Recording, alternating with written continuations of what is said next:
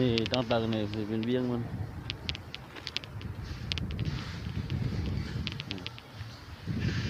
กินแล้วน่ะคุณกาเป็นมาเปิดดังคู่มาเปิดดังคู่นะผมเช็ดช่างอ่อนกันหน่อยมาเช็ดกัน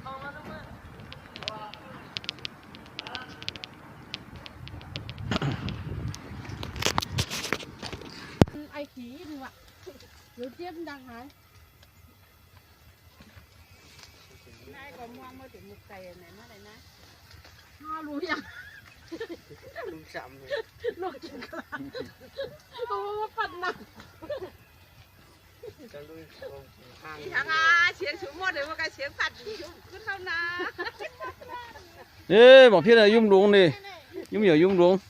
มาพี่เลยบนมุ่นเหล่านี่อยู่ที่ไหนเออพี่หลอกเพชรวันไหนจังไหนมีฟองเออมา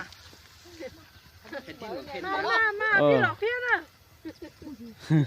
มาพี่พวกวันมันแหนมเยอะเลย